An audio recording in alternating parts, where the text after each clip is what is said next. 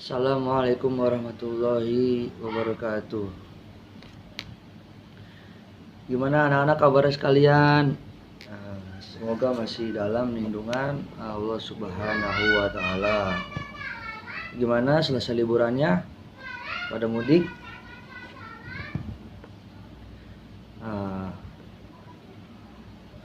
Ya, sebelum kita masuki pelajaran hari ini, mari kita berdoa terlebih dahulu, dipimpin oleh ketua kelas. Silakan.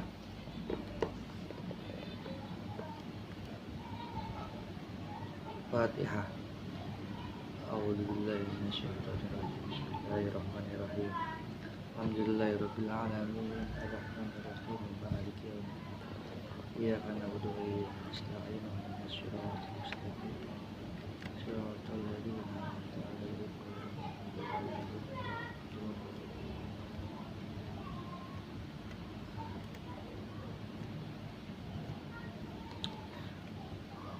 Oke. Untuk anak-anakku sekalian, sebelum kita mulai, mari Bapak ingin mengecek daftar kehadiran dulu ya. Hari ini siapa aja yang tidak masuk, anak-anak?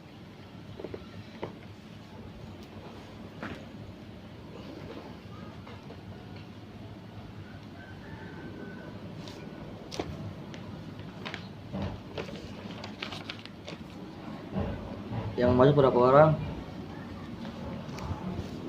Alhamdulillah kalau masuk semua mah ya. Alhamdulillah.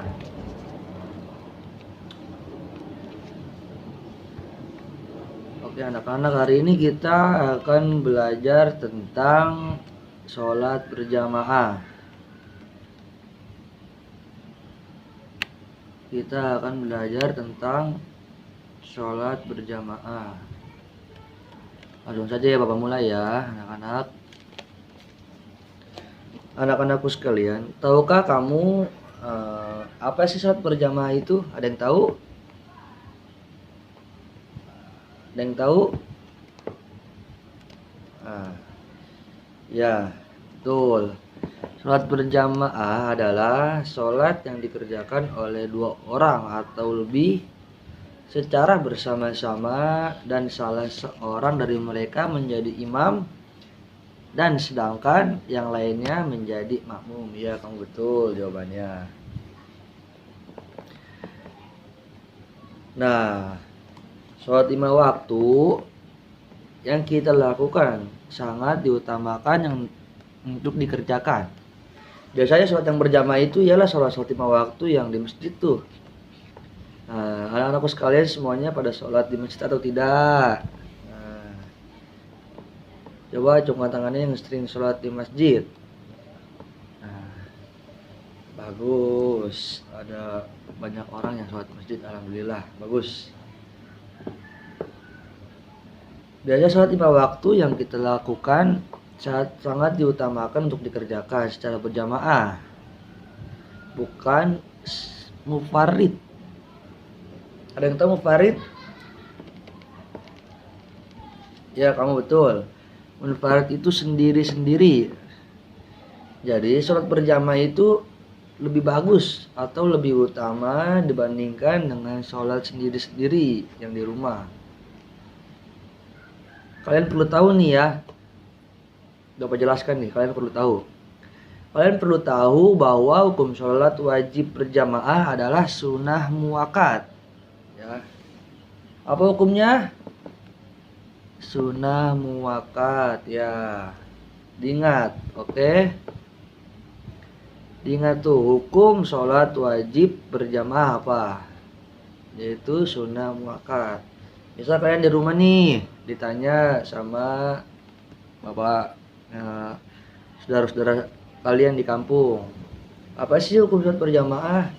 Nanti kalian ngomong, oh iya, kalian inget-inget tuh, oh iya, kata Pak Fikri, hukum sholat berjamaah sunnah muakkad. Nah, jadi kalian menjawab sunnah muakkad ya. Ada yang tahu sunnah muakkad itu apa? Nggak ada yang tahu. Ada yang tahu nggak? Coba yang tahu angkat tangan, nanti bapak kasih hadiah. Ayo silakan. Apa? Bapak tunggu 5 menit.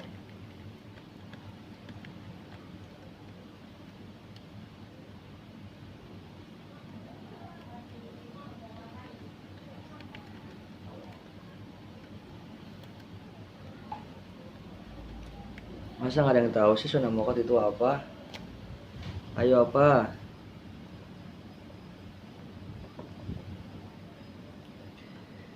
Ya nggak ada yang tahu.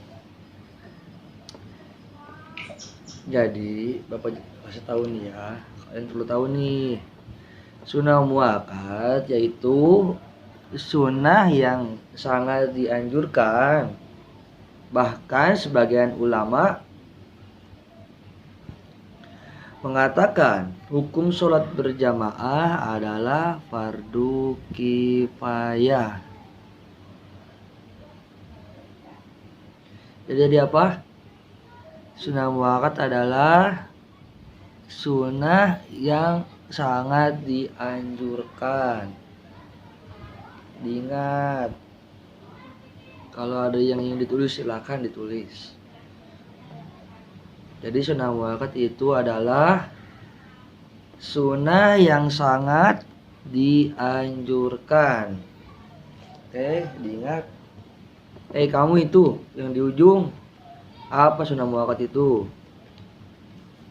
Ya betul, sunnah yang sangat dianjurkan.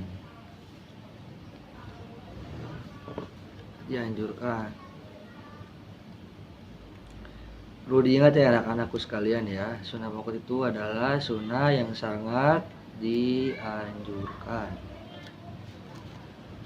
Bahkan kita lanjut materinya ya. Bahkan sebagian ulama mengatakan hukum sholat berjamaah ialah fardu kifayah. Lanjut.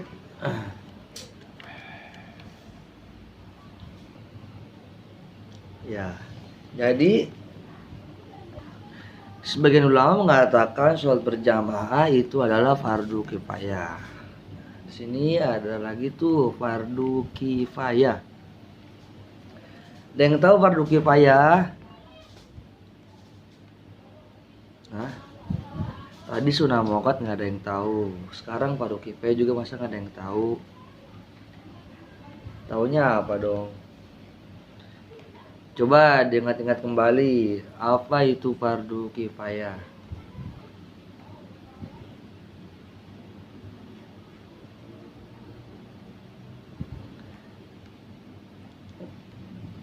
Fardu kifayah itu ialah fardu atau kewajiban akan gugur apabila ada yang mengerjakannya. Seperti satu kampung kalian nih, ada yang mengerjakan beberapa bagian sholat berjamaah atau fardu kifayah itu, ada yang melaksanakan kewajiban itu, maka gugur tuh semuanya tuh. Jadi dalam satu kampung nih misalnya nih ya, Bapak jelaskan lagi ya. Ada suatu kampung tuh di lingkungannya. Apabila tidak ada yang mengerjakan sama sekali, itu akan berdosa satu kampung semuanya. Itu fardu kifayah. Dan apabila ada 2 orang nih atau 3 orang yang melaksanakannya dari ibarat perwakilan, maka akan gugur tuh dosanya karena dilakukan oleh 3 orang itu. Ngerti nggak maksud Bapak? Iya itu betul. Ada yang bertanya, iya kamu apa? Iya betul. Mari kita lanjut lagi ya, jelasin dari Bapak ya. Jadi Bapak lanjut. Stop, semua stop. Jangan ribut, jangan bercanda, jangan ngobrol. Dengerin. Nanti juga ada istirahatnya, oke? Jangan ngobrol, jangan berisik. Ya. Bapak lanjut ya. Ya. Keutamaan sholat berjamaah bila dibandingkan sholat munfarid adalah dilipatkan 27 derajat. Nah, jadi kalian nih kalau sholat berjamaah, ibaratnya misalnya si kamu tuh ujung siapa Bagus, misalnya Bagus berjamaah, si Arif nggak berjamaah.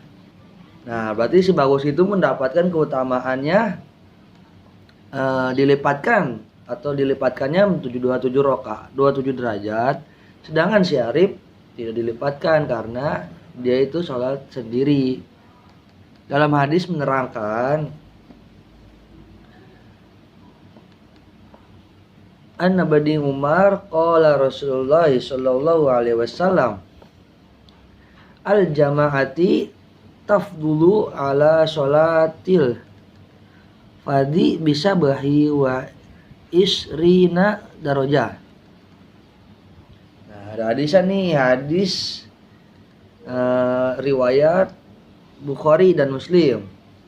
Dijelaskan nih keutamaan sholat berjamaah bila dibandingkan dengan sholat sendiri atau disebut munfarid. Diriwayatkan oleh Ibnu Umar, Rasulullah SAW bersabda, sholat berjamaah lebih utama dibandingkan dengan sholat sendirian dengan 27 derajat. Makanya kalian semua ini usahakan yang laki-laki itu sholat berjamaah di masjid ya. Habis pulang dari sini nih kalian sholat zuhur di masjid di rumah masing-masing. Bisa dengan ibu, adik, atau bisa dengan di masjid. Paham kalian semua anak-anak? Iya. Ya. Kalau bisa sholat di masjid.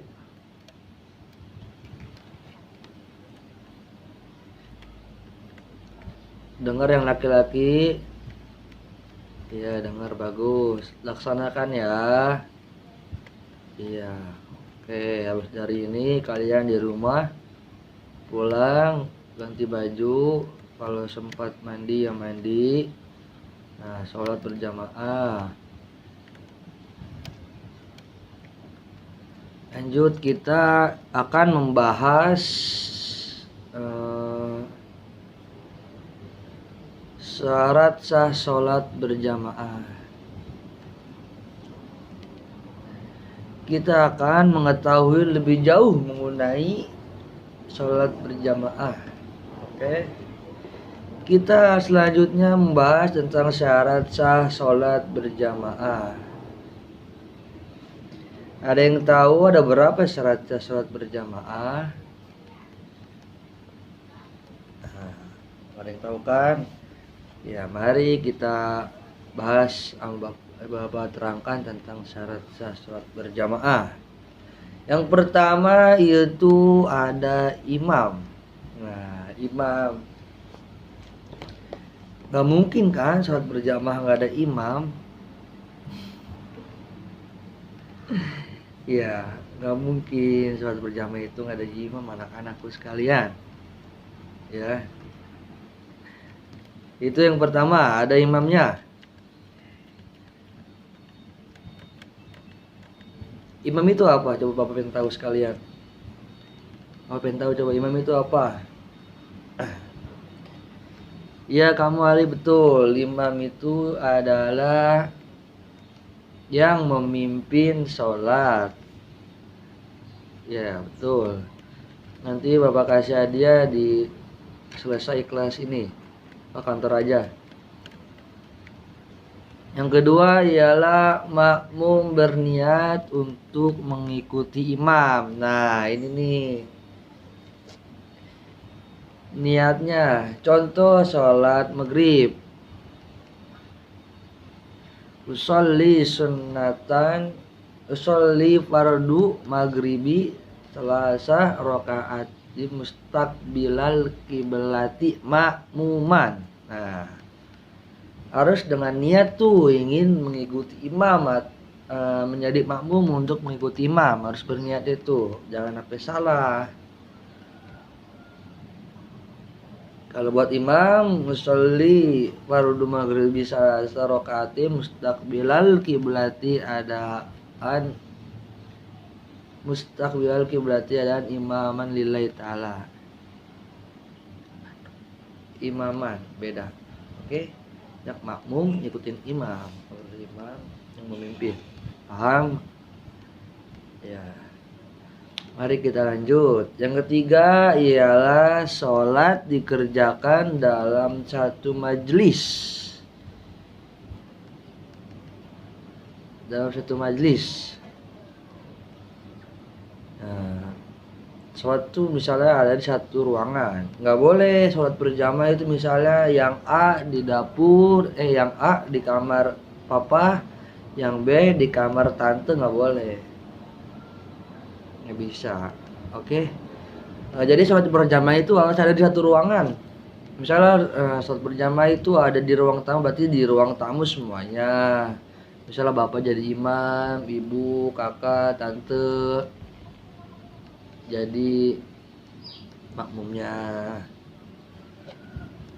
Lanjut yang D, yang keempat, sholat makmum sesuai dengan sholat imamnya.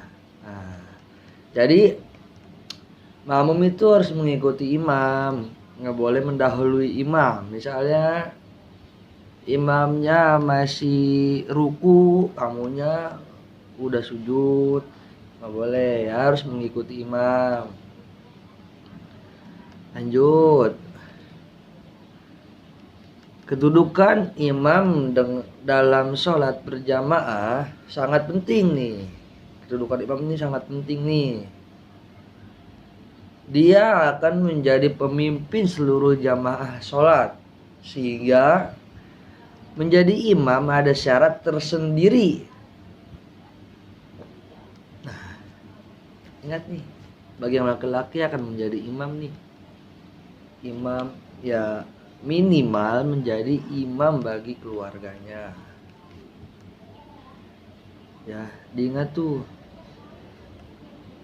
Jadi imam itu memiliki syaratnya tersendiri. Apa sih yang dimaksud dengan syarat yang tersendiri itu, yang dimaksud apa? Nah, mari Bapak jelaskan lagi nih. Yang pertama ialah mengetahui syarat dan rukun sholat serta perkara yang membatalkan sholat. Tuh, yang pertama, mengetahui syarat dan rukun sholat serta perkara yang membatalkan sholat. Nah, yang pertama, ya yang mau dicatat silakan. Mengetahui syarat dan rukun sholat serta perkara yang membatalkan sholat. Ya, udah. Ya, lanjut yang kedua. Fasih dalam membaca ayat-ayat Al-Quran. Nah, fasih maksudnya apa? Tajwidnya harus pas,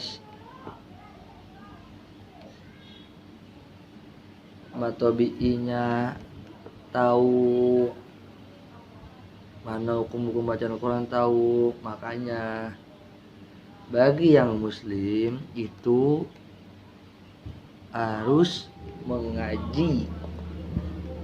Ya, ngaji ya, semuanya di sini pada ngaji kan, semuanya anak-anakku sekalian. Ya, ngaji itu penting.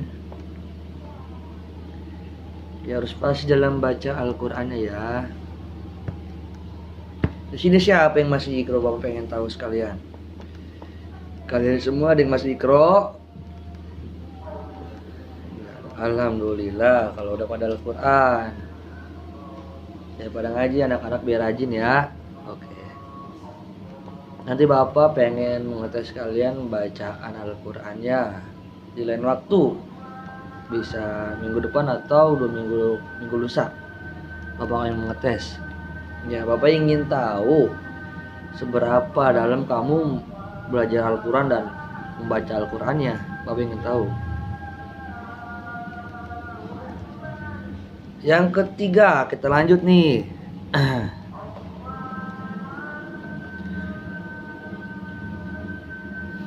Yang ketiga, paling luas wawasannya agamanya dibandingkan yang lain. Kalau biasanya jadi imam itu yang luas wawasannya. Misalnya ada tuh sesepuh, itu kan wawasannya luas banget jadi imam. Lanjut, yang keempat ialah berakal sehat. Kalau berakal sehat, apa itu kamu? Oh, masa nggak tahu berakal sehat sih? Kamu nggak tahu? Jadi, ini kita bahas. Berakal sehat itu ialah orang kita nih, orang bener, bukan orang bener ya, orang waras. Jadi berakal sehat itu apa ya bahasanya ya? Berakal sehat itu bisa membedakan mana yang baik dan yang buruk, bukan orang gila. Nah, itu dah ya, paham? Bisa membedakan baik dan benar, bisa membedakan baik dan salah, bukan orang gila. Orang yang sering orang gila tuh pinggir jalan tuh, itu berarti nggak punya berakal sehat. Nah iya, yang selanjutnya ya, lanjut ya, lanjut. Selanjutnya ialah balik. Nah, balik, udah balik, tahu balik kan ya, yang sudah. Nah, itu kalian pasti paham lah, udah pada dewasa, udah pada gede ya. Lanjut. Syarat yang selanjutnya ialah berdiri pada posisi paling depan. Ya. Imam jangan di belakang. Imam tuh paling depan ya. Imam tuh posisinya harus paling depan nih. Misalnya contoh paling depan nih ada sejadah, imam paling depan, nah belakang imam itu baru makmumnya. Kalian sudah tahu lah ya, yang sholat di masjid kalian pernah lihat kan. Nah, gitu contohnya, yang sholat di masjid itu imam depan, belakang makmum. Nah, itu posisinya ya, paham ya. Selanjutnya ialah, syarat selanjutnya ialah seorang laki-laki. Harus laki-laki imam itu. Perempuan boleh, tapi ada tapinya nih. Perempuan boleh jadi imam, tapi kalau makmumnya perempuan juga, perempuan semuanya. Kalau perempuan ada makmumnya laki-laki, nggak boleh, nggak sah. Jadi harus laki-laki kalau untuk makmumnya campuran perempuan dan laki ya. Dalam keluarga contoh, yang menjadi imam itu ibu, bapak, kamu, adik-adik pada jadi makmum. Nah, nggak boleh karena masih ada laki-laki, ada laki-lakinya. Yang jadi imam itu harusnya bapak atau kamu jadi imamnya. Nah, baru itu boleh. Paham? Dan tidak sedang bermakmum kepada yang lain. Nah, ini nih. Misal kamu lagi jalan-jalan. Nah,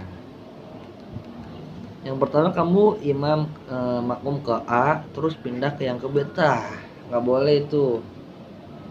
nggak boleh. Misal kamu pertama imam ke A, nah terus pindah imam ke B, nggak boleh tuh ya, nggak boleh.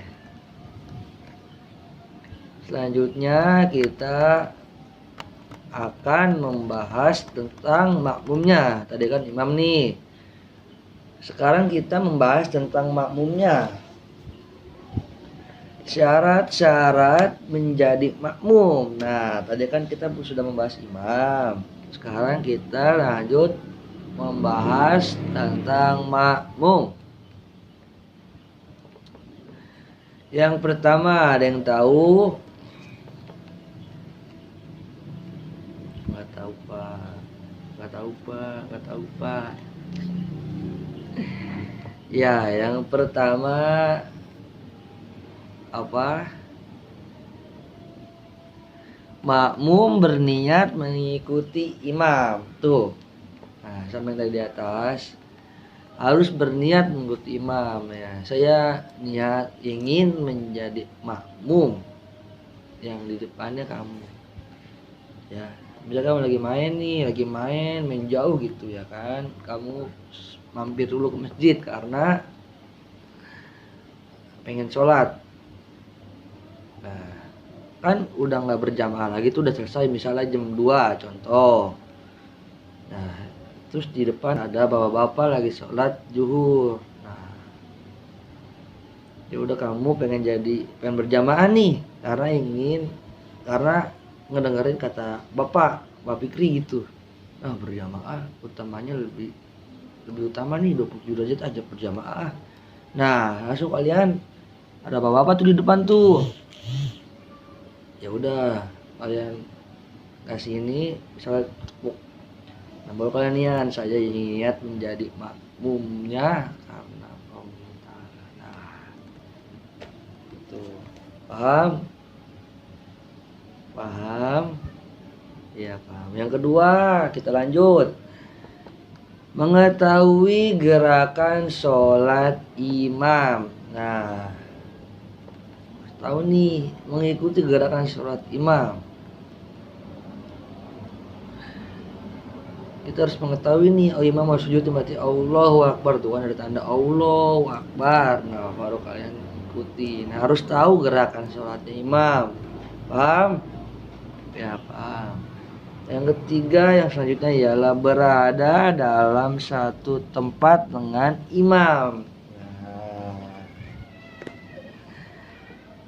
harus satu tempat. Jangan misalkan imamnya di ruang kakak, makmumnya di ruang adik. Nah, jangan tuh. Jadi harus berada di satu tempat dengan imam. Contohnya misalnya sholatnya di ruang tamu.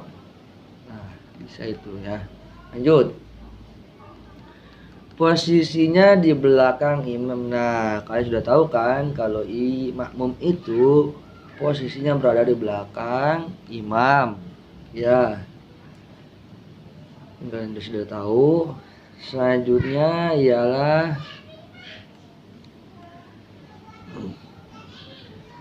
sholat makmum sesuai dengan sholat imam. Hendaklah, paham nggak maksudnya? Sholat makmum itu sesuai dengan sholatnya imam. Paham nggak? Nah, misalnya nih Bapak, misalnya imam sholat asar. Jika kalian dalam kondisi ketinggalan berjamaah,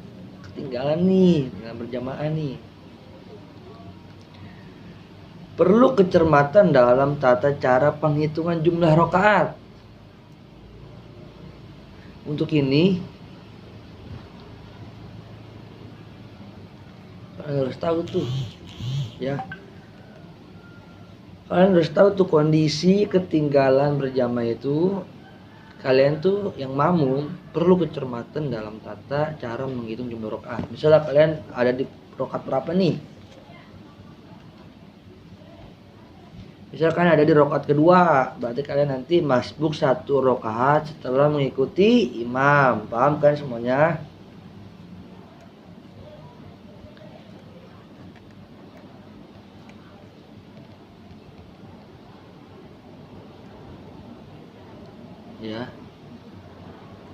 Setelah kalian lagi ada pada rakaat ketiga nih, berarti nanti kurangnya 2 lagi kan kalian masuk contoh nih, kalian masuk ke rakaat 3 dalam sholat asar.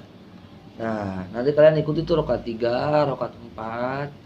Nah, selesai salam di rakaat keempat, kalian nanti berdiri lagi mengikuti sholat kedua. Nah, itu disebut dengan kata masbuk. Nanti untuk penjelasan minggu depan kita akan bahas lagi tentang masbuk. Ya. Paham sampai sini, paham? Paham sampai sini? Bila ada yang ditanyakan, silakan tanyakan, Bapak tunggu. Kalian semua paham? Kalau begitu, alhamdulillah. Udah kompak ya, semuanya paham ya? Ya. Oke. Untuk Bapak ingin ngasih PR nih, buka di halaman 64. Nah, di situ ada uji kompetensi. Nah, dikerjakan ya bagian 1 dan bagian 2 ya, dikerjakan. Ya. Ya udah. Cukup sekian ya penjelasan dari Bapak ya. Ya. Wassalamualaikum warahmatullahi wabarakatuh. Udah ya. Habis ini siapa pelajarannya? Oh, istirahat. Oh ya udah, istirahat. Ya udah, yuk. Kita tutup dengan penjelasan pembahasan hari ini dengan membaca hamdalah. Ya. Assalamualaikum warahmatullahi wabarakatuh.